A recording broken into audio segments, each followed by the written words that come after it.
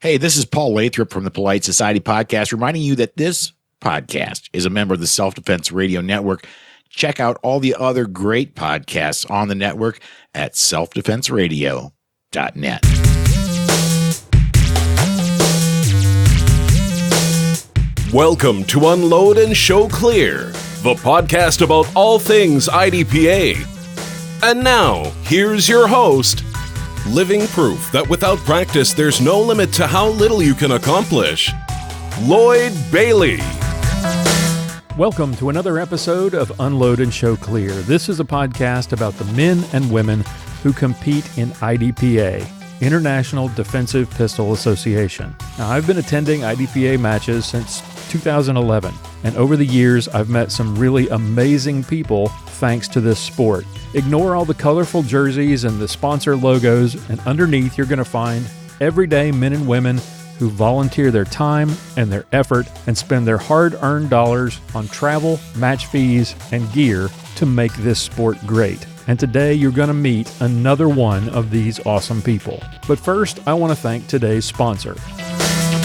So you got a gun and your concealed carry permit. Now you need a holster, and not just any holster. You need a holster that is custom made for your gun, one that provides secure retention and which is comfortable for you to wear all day long. What I want you to do is check out our friends at Hog Holsters, HAWG holsters.com. Veteran owned and operated, Hog Holsters offers a custom line of inside the waistband holsters, sheaths, and magazine carriers in multiple colors and mounting options for the most popular handgun models. They're fully adjustable for cant and ride height, and they're handmade in the great state of Arizona using all American parts. Every part from the Kydex right down to the screws is made right here in the USA. Get a quality handmade holster, great customer service, free shipping on every order, and you can save 10% off your order of $30 or more when you use the promo code USC10 at checkout. HogHolsters.com, HAWG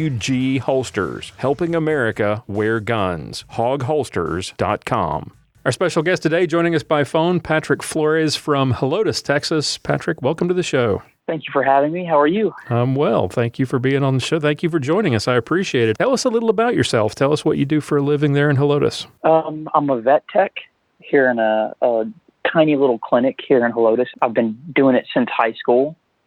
Started when I was like 16 and then went off to college and got my degree and came back, and I've been there ever since.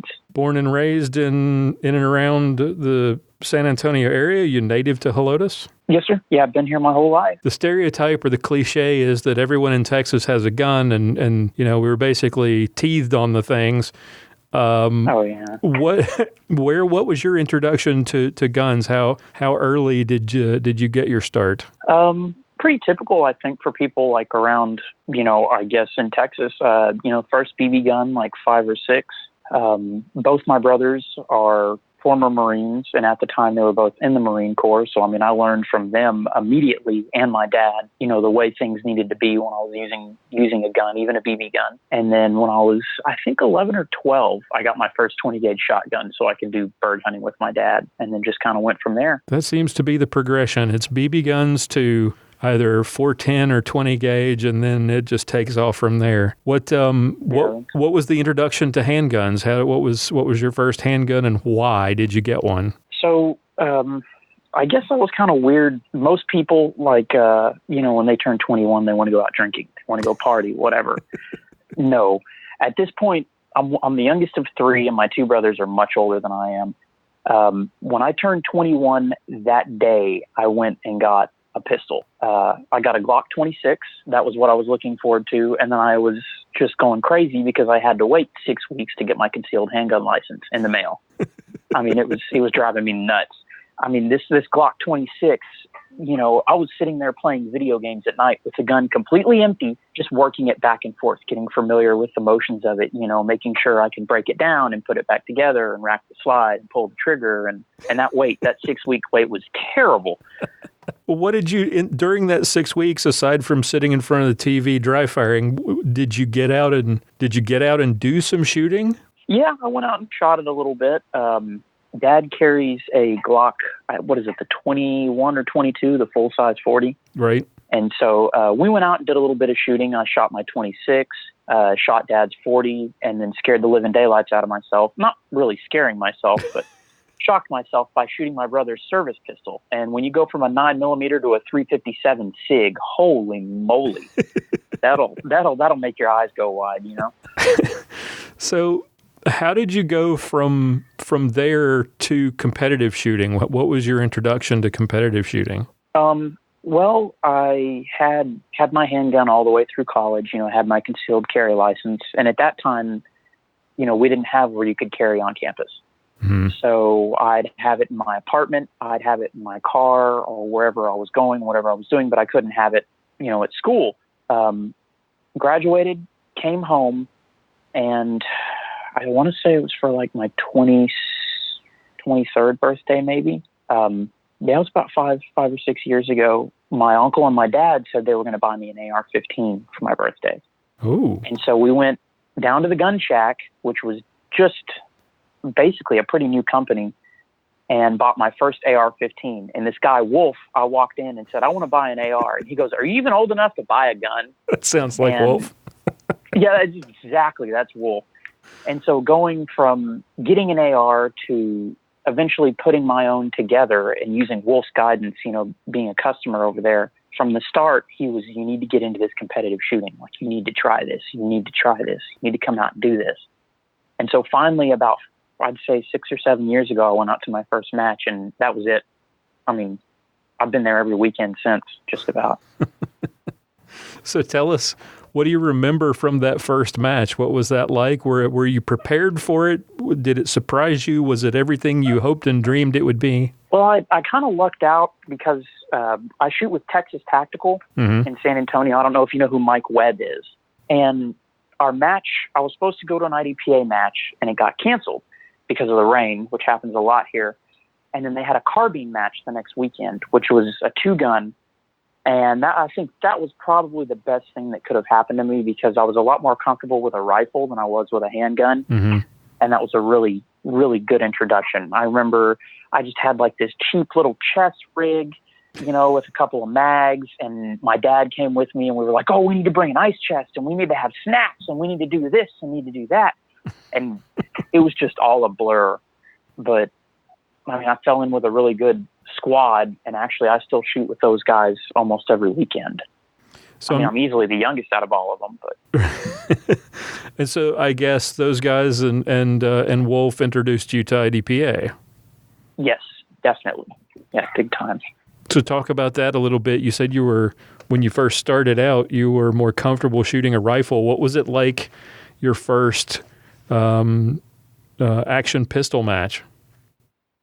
It was eye-opening, and you see it again and again when you go out to these matches. These people think how good they are. No, I had no illusions that I was good at anything firearm related. But, you get out there and you start shooting, and you're watching people shoot, and you're just like, oh my gosh, how are these guys doing this? Like, they're moving so fast, and they're just accurate, and it just blows your mind. Really kind of scary, but, at the same time you're watching them, you're like, I want to get that good. I want to be that competent that I can do something like that, at the drop of a hat, if need be. Right. So the desire to be that good, how did that translate into practice? What did you do from there to try to improve? What was the next step? Well, I've been super lucky because we have I wouldn't say a lot of people that go shoot major matches in San Antonio. That number of people is growing. But we have a lot of people who've shot IDPA for years in San Antonio. And my first step, I guess, in improving was Wolf texted me one night, like after my first match, I think. And he was like, how'd you like it? You did fine. You were safe and everything. And he goes, listen, he said, I want to work with you. We're going to start doing some practice sessions. Like, we're going to go out to the range and we're going to get better at this. He said, I want you to get better, and I'm going to train you, And that was kind of the first step. And from there, I realized, wow, you can actually dry fire at home, And then I started, and then I got a holster set up, like a real one, not just some little cheap piece of leather, with real mag pouches and everything else. And, you got to start somewhere. Yep.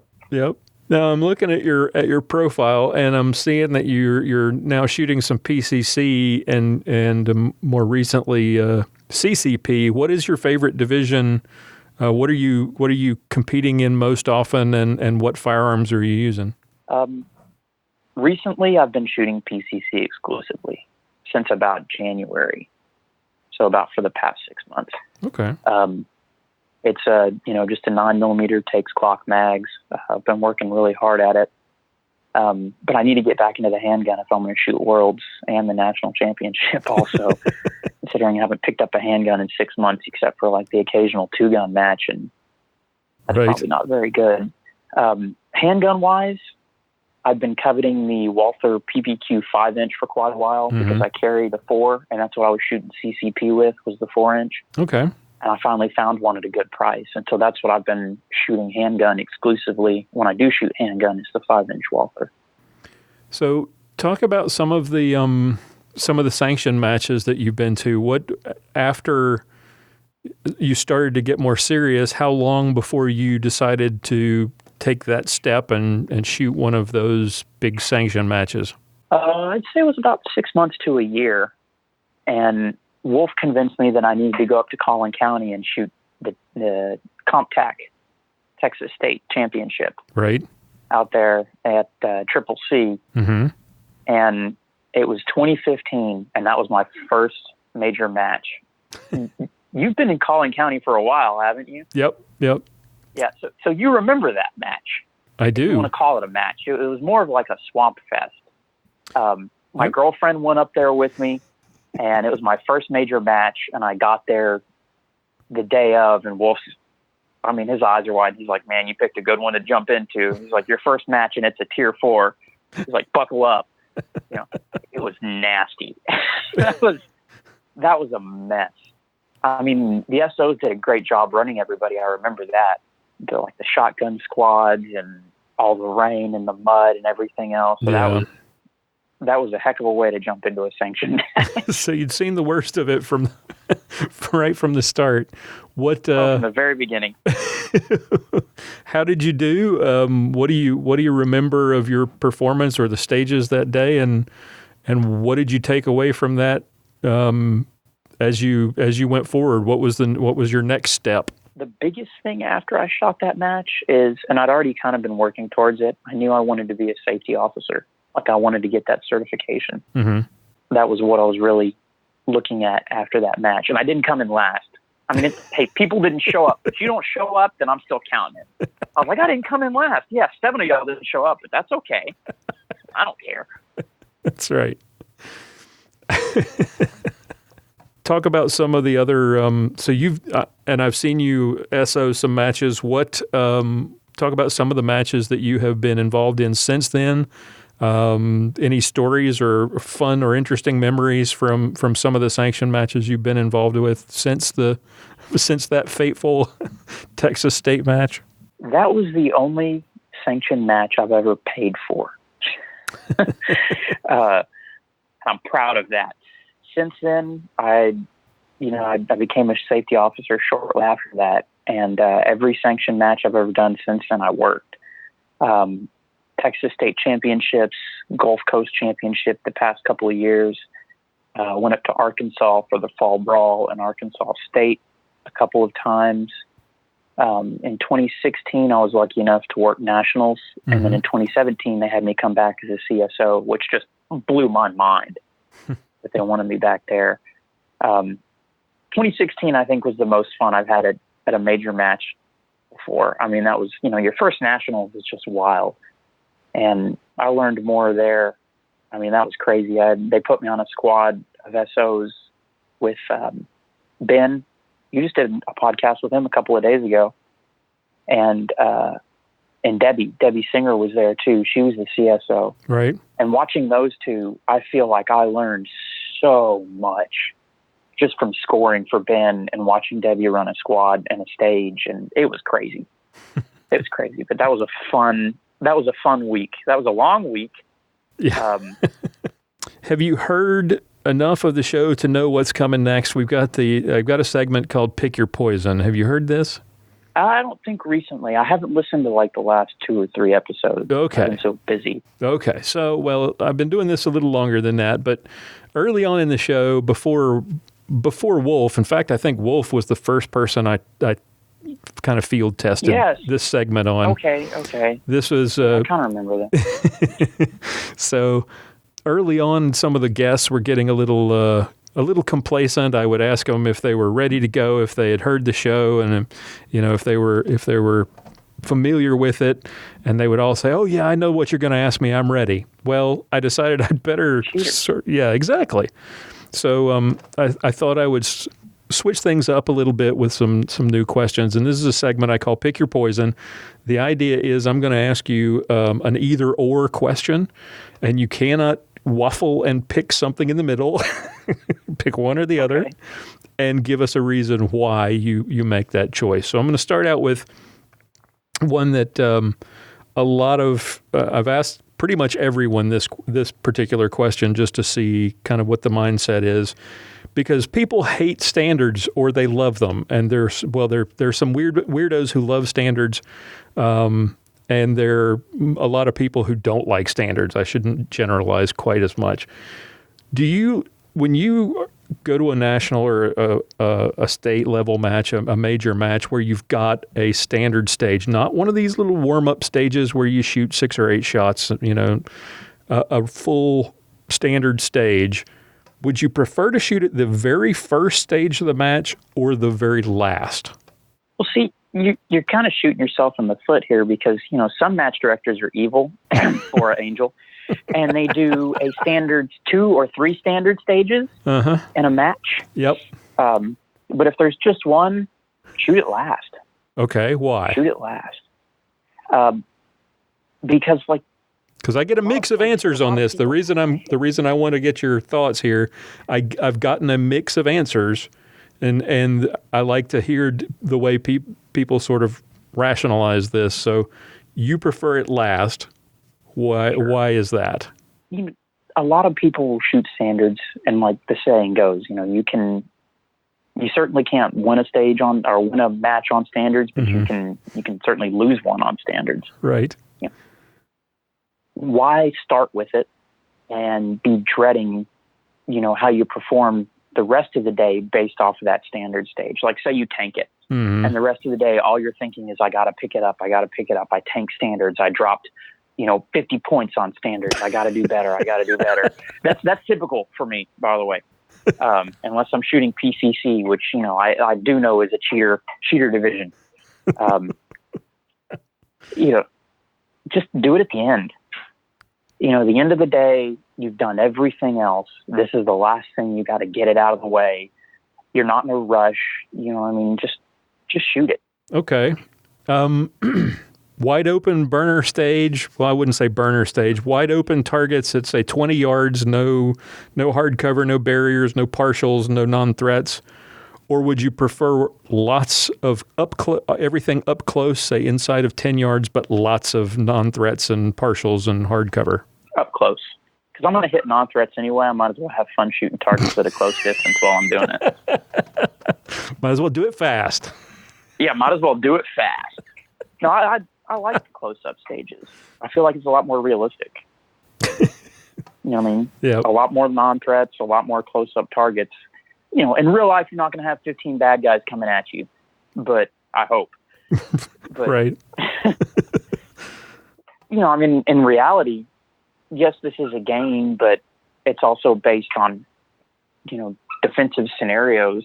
And I think your defensive scenarios aren't going to be shooting someone from 20 yards away. You're going to be shooting someone up close and dirty, and there's probably going to be someone you don't want to shoot real close by. Gotcha. All right, you're a young guy with reasonably good knees, I assume. So next question is, the answers tend to depend on your age. There's 2 distinct skills that you kind of have to get a hold of to do well in a sport like IDPA: shooting on the move and shooting moving targets. Which of those 2 do you prefer? That's interesting. First of all, the age comment, I've probably got more gray hair than you do, Lloyd. I'm just going to say that. That's why I always wear the hat. I don't know. I like shooting on the move. To me, standing still, shooting targets, even moving targets is fun, but shooting on the move, at least it's a little more in my control. Mm-hmm. You know what I mean? A moving target, if you get someone sadistic, like that club out in Houston, Dillman and his boys out there and Jonathan Warrender, they're like, oh yeah, that swinger's moving at 45 miles an hour. It's fine. But shooting on the move is something that you can pretty much have control over. At that point, it comes down a lot more to you and how fast you think you're moving or how fast you're moving on a stage. Hey, you might be moving really fast and you're not going to hit anything. Right. You might slow it down a little bit. I think shooting on the move separates a lot of divisions of shooters or classes of shooters. That's why I always like watching the master shooters, because they can shoot on the move so much more accurately. Mm-hmm. And it's just like, wow, that is wild. All right, here's another that's probably breaks down very similarly, old guy, young guy. And despite the fact that you have all the gray hairs, I've been 28 before. You haven't been 50, so. So we've down here in Texas, we see this both ways: either a mid-match lunch or a post-match meal. Which of those two do you prefer? Easily post-match meal. So even at your age, the mid-match meal slows you down, huh? Yeah, it breaks up the rhythm. Mm-hmm. So bad. Even if you're doing bad, you eat lunch, and instead of, it seems like with me at least, you sit there and think about it while you're eating. You're like, oh man, that sucked, and you just get worse. So it ruins your lunch too.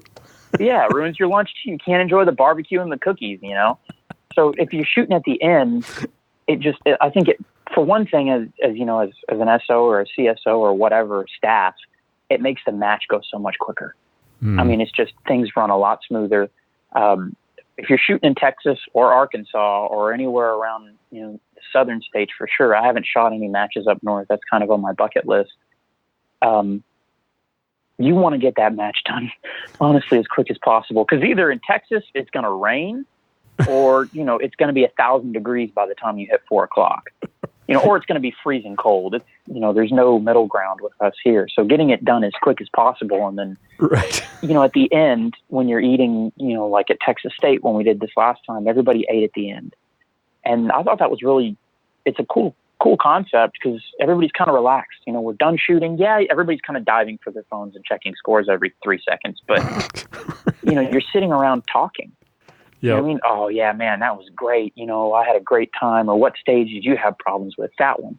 And unlike doing a mid-match meal, the SOs aren't half as tense as they were before. We're not sitting there thinking, all right, we got to eat and we got to get back over there and staple up new targets or put up bags or whatever. You're done, except for breakdown. You can actually sit there and talk to your friends that you only see once or twice a year. Mm-hmm. I like it a lot more. All right, here's a strategy question. You've probably, I know if you've shot any of Boar Angels matches, you've seen one of these stages where I like to call it the hold my beer stage, where you come to a point of cover and you have a steel popper usually that you not have to engage first. It then activates a disappearing target, but at the same time you have a couple, maybe 1 or 2, maybe even 3 paper targets sitting out that you could engage while you're waiting for the disappearing target to appear and then disappear. And some people will take the chance and maybe transition over and shoot one of those paper targets before they go back to the disappearing target.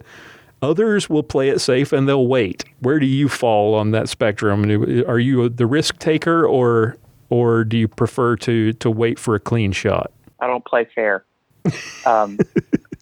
The first time I saw a stage like this was Texas State or something a couple of years ago, when Bora designed a bunch of those stages and we were at Triple C. Yep. And on staff day, I had the brilliant luck to shoot with Gordon Carroll. And we're all sitting there trying to figure out how we're going to do it. And Gordon walks over and he goes, "Why do you have to shoot the steel?" We go, "What do you mean?" He said, "You just have to engage the steel." He said, "You don't have to shoot the steel."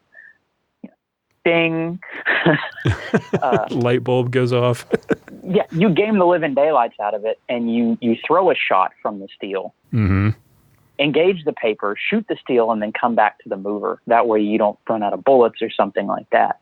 If I didn't have that option, if somebody somehow said I couldn't do that, then for sure I would shoot that steel, wait for that mover to come up, shoot him, and then shoot the rest of the paper. Gotcha. Like there's no way that particular stage that I first saw it at, I ended up working at, it might have been Nationals. No, it was Texas State. It was Texas State 2017. It was it 2017 Texas that Bora first did that? Yep. With like that barricade, and the steel was on one side and you had to run all the way to the other side to get the popper kind of thing. Yep. That's kind of what I'm thinking of. But we had one like this just a couple weeks ago at Texas State this year, where it was that same way. It had drop turners on it, with the papers in between and a steel activator. Right. I don't have the speed to do that. And at that one in 2017, the only person I saw crazy enough to try it and make it was Bill Silva. Yeah, Bill is sort of the king of the hold my beer stages. If somebody says, "Oh, nobody's done this before," if the SO says that, then Bill is like, "Okay." Yeah, he does that little cackle and just like, "Watch this," Yep. I'm going to stop calling those the hold my beer stages and just call them Bora Angel stages. Yeah, that's what they are Bill Silva stages. So at this point, you're still a marksman. You're still improving. You're still growing. What is the at your level of skill? What would you say is the best part of your game, and what would you say still needs the most improvement? I think the best part is my stage planning so far.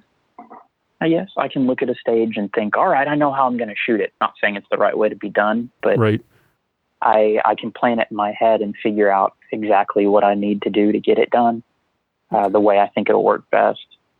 And then my worst part, I don't know, when it starts to go downhill or when I have a stage that goes bad, mm-hmm. like not saying my plan went bad or anything, or say I clipped 2 non-threats or I walked past a target or whatever. I'm still working on leaving that behind when I go to the next stage. Okay. And I know that's kind of a difficult thing to do, but I really, at our local matches, I work on that a lot. Like, forget the last stage. Even if I did great, right. Forget it. And that's what people told me is, remember, your last stage was the best stage you've ever had. Like that's, just think about it that way. Like even if you tanked it, that was the best stage I've ever had.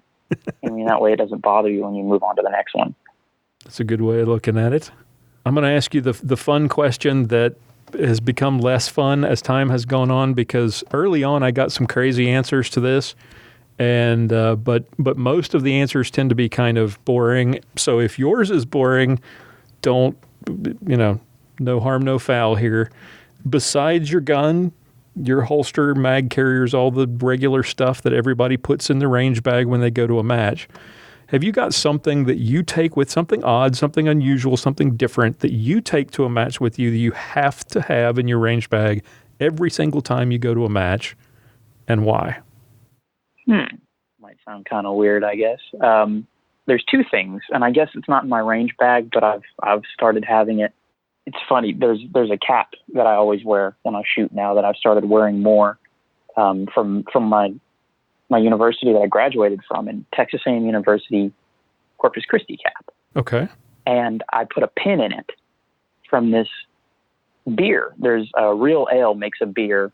I don't know if you know what Real Ale is. They're out of Blanco. Okay. And I put a pin in it. They have a beer called Swifty. And I was like, Swifty. Okay. That goes with moving faster. Yep. I'm going to put that on my cap. So I've always got that. That makes me feel pretty good now. I'm like, oh yeah, hey, at least, if I tank a stage, I can look at that. Hey, I can go home and have a beer after this. And for some reason, there's always dog hair in my shooting bag. Sometimes there's a dog toy in there. It depends on if he decides to leave one in there or not.